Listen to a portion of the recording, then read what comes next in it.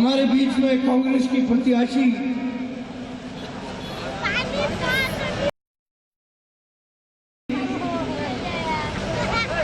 और आप सबका बहुत ही लोकप्रिय महेश नंदी तोता जी मंच पर और मंच के सामने तमाम मेरे वो साथी बैठे हैं कि अगर मैंने नाम लेना शुरू किया तो रात को 10 बजेगा, क्योंकि गहरा रिश्ता मेरा नबी करीम के लोगों से है। और ये रिश्ता 2008 में मैं पहली मर्तबा आया था, आज 9 साल पुराना हमारा ये रिश्ता। आज जिस सड़क पे हम खड़े हैं इसके कई बार उद्घाटन हो चुके थे और खड्डों के अंदर चलकर मैं नबी करीम आया करता, क्योंकि कांग्रेस पार्टी ने हमेशा लोगों की दुख और तकलीफ को दूर करने की हर प्रयास किया।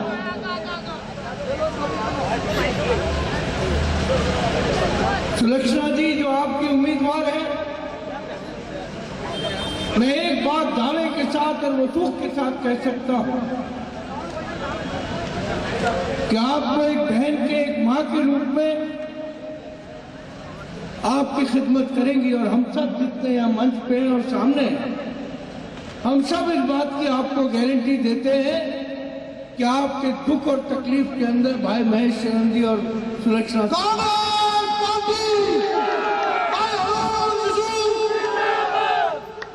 जिस तरह पिछले 3 साल में लगातार दिल्ली का विकास जिस तरह रुक गया है, मैं समझता हूं वो विकास अगर कोई वापस ला सकता है तो केवल और केवल कांग्रेस पार्टी।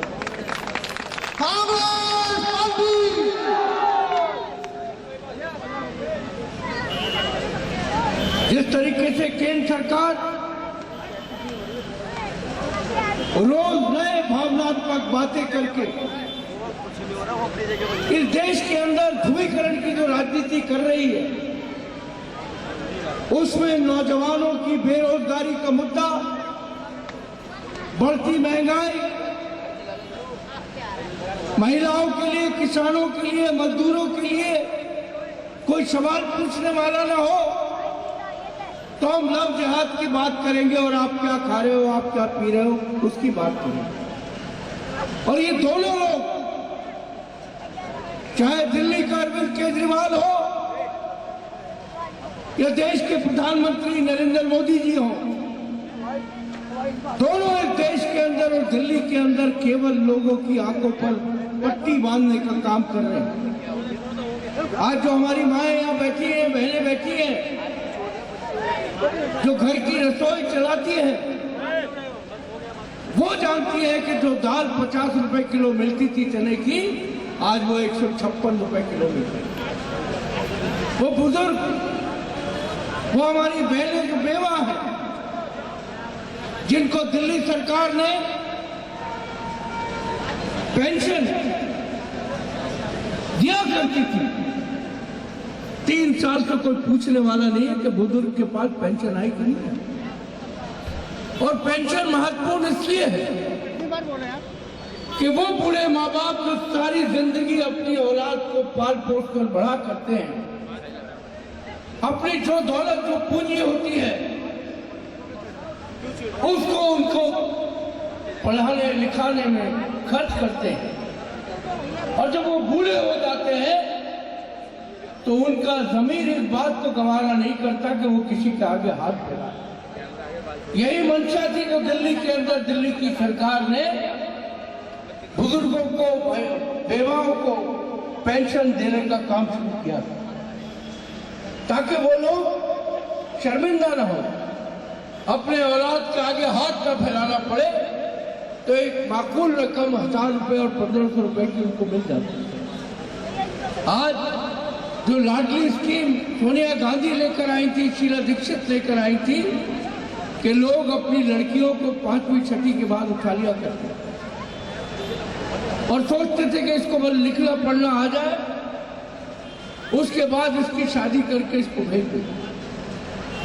सोनिया जी ने कहा शीला दीक्षित जी को, पूरी कैबिनेट को बुला कोई ऐसी योजना बनाई जाए जिससे जो बच्चियां स्कूल छोड़ के जा रही हैं वो शिक्षा हासिल की। और उसका नतीजा था कि लाडली स्कीम की शुरुआत हुई। दिल्ली में तकरीबन 17 लाख बच्चियों को 1-1 लाख रुपया मिला। लेकिन अरविंद केजरीवाल ने जिस दिन सरकार संभाली वो 1 लाख रुपया बंद हो गया। अब लाडली स्कीम खत्म हो चुकी है। सोनिया गांधी और कांग्रेस पार्टी ने सोचा, और राहुल जी ने, कि दिल्ली को खाद्य सुरक्षा पूरे हिंदुस्तान को देने का उन्होंने स्कीम बनाई। बहुत सारे हमारे भाई और बहनें माताएं बैठी हैं। उस कार्ड के अंतर्गत 2 रुपए किलो चावल और 3 रुपए किलो गेहूं मिलता। 40 रुपए का गेहूं आता है 20 किलो, और 30 रुपए के आते हैं 10 किलो चावल। 70 रुपए में सिनेमा का टिकट नहीं मिलता।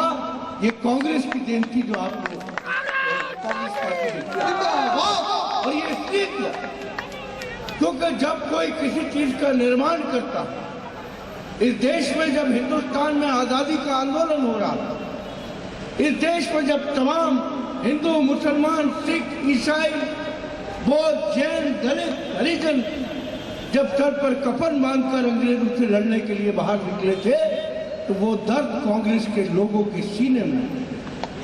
राष्ट्रीय सेवक संघ, भारतीय जनता पार्टी, मैं दावा करके कहता हूं कि अगर एक व्यक्ति ने भी इस देश की आजादी में नाखून भी कटवाया हो तो मैं राजनीति छोड़ दूं। आज उस तमाम विरासत को जो हिंदुस्तान को दी है, नरेंद्र मोदी जी और अरविंद केजरीवाल कहते हैं कि 70 साल में देश को क्या दिया। आप खुद सोचिए, हमारे बहुत सारे बुजुर्ग यहाँ बैठे हैं। इस हिंदुस्तान में गेहूं अमेरिका हमको भीख में दिया करता था। इंदिरा गांधी देश की प्रधानमंत्री थी, और जब लोगों ने जाके कहा इंदिरा जी ये जानवरों के खाने वाला गेहूं अमेरिका हमको भेजता, और आज भी याद है मैं स्कूल में हुआ करता था, रेडियो होता था उसको। इंदिरा गांधी जब अमेरिका गई और सदर निक्सन से मुलाकात की, तो इंदिरा गांधी ने कहा कि आप ये जानवरों को खाने वाला गेहूं हमें हिंदुस्तान में देते हो। तो निक्सन ने उनको जवाब दिया कि खैरात के अंदर, चैरिटी के अंदर हम केवल PL 480 के अंतर्गत यही गेहूं देते।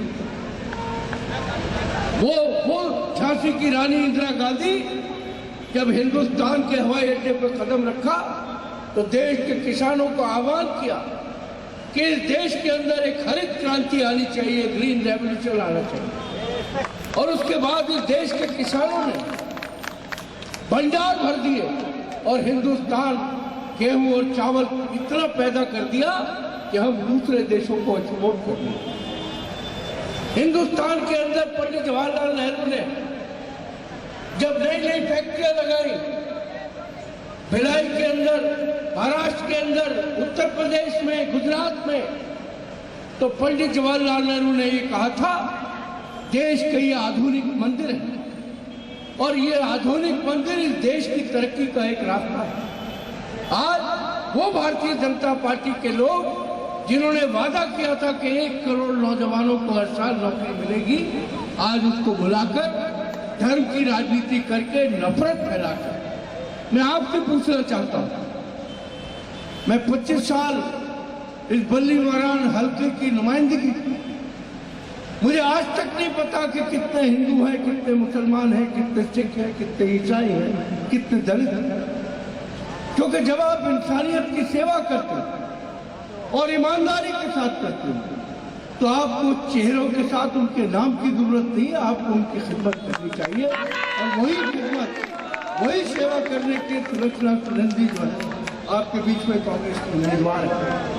आज वो आम आदमी पार्टी जो लंबे लंबे नारे लेकर आई थी, वो आम आदमी पार्टी जो हवाओं में बात करती थी, वो आम आदमी पार्टी जो आसमान के तारे देने की बात करती थी, आज उस आम आदमी पार्टी के उम्मीदवार की रजौरी गार्डन में जमानत जब्त है। और ये मानता है हिंदुस्तान की और दिल्ली की कि आप एक बार फरेब धोखा दे सकते, लेकिन बार बार ये काम नहीं करते। कांग्रेस ने हमेशा इस देश के हिंदुओं का, मुसलमानों का, सिखों का, दलितों का जितना सम्मान किया, मैं समझता हूं कि हिंदुस्तान के इतिहास में जब दोबारा इतिहास लिखा जाएगा तो कांग्रेस का ये सुनहरा इतिहास सोने के लफ्जों से लिखा जाएगा कि एक कांग्रेस पार्टी ने जो हिंदुस्तान को दिया है, पूरी दुनिया में कोई राजनीतिक पार्टी नहीं दी। आज हम नौजवानों को तरक्की कराना चाहते हैं। हम चाहते हैं हमारा बेटा इंजीनियर बने, हम चाहते हैं हमारा बेटा डॉक्टर बने, लेकिन इस देश को फिरका परस्ती के गार में धकेलने के लिए विश्व हिंदू परिषद, राष्ट्रीय सेवक संघ, भारतीय जनता पार्टी, हम लोगों को जो एक दूसरे के साथ जीने मरने के लिए, हिंदुस्तान की तरक्की के लिए लगे हैं, हमको बांटना था। आप सोच सकते हैं क्या हिंदुस्तान इस तरह अगर बढ़ जाएगा तो क्या हिंदुस्तान तरक्की कर पाएगा? आज पाकिस्तान की मिसाल देख लें, आज अफगानिस्तान को देख लें। 14-14 साल का बच्चा AK-47 कंधे पे डाल के और रॉकेट लॉन्चर रख के, उसको नहीं पता भविष्य क्या है उसका, कब गोली उसको लगी, लेकिन जंगलों में घूमते हैं। पाकिस्तान में एक ही खुदा, एक ही रसूल, एक ही मजहब के मानने वाले लोग 200 बच्चों को पेशावर में जाके गोलियों से भून देते हैं। सारे मुसलमान थे वो, मरने वाले भी और मारने वाले भी। आज हम क्या तस्वीर इस हिंदुस्तान की देना चाहते हैं? क्या शिद्दत पसंदी से, क्या लोगों के अंदर इस तरह की भावनाएं पैदा करने से देश तरक्की कर सकता है?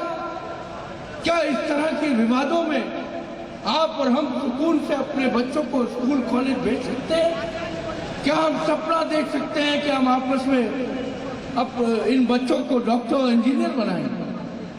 मैं इसीलिए आपसे ये कहने आया हूँ, कांग्रेस पार्टी कोई 2, 4, 10, 20 साल पुरानी पार्टी नहीं। कांग्रेस पार्टी ने बहुत, क्योंकि हम जमहूरियत के अंदर मुकम्मल विश्वास है।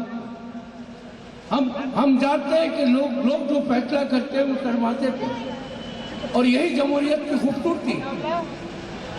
कांग्रेस सत्ता से बाहर जाती है और जितने साल बाद जाती है उससे आधे से कम सालों में वापस लौट आती है।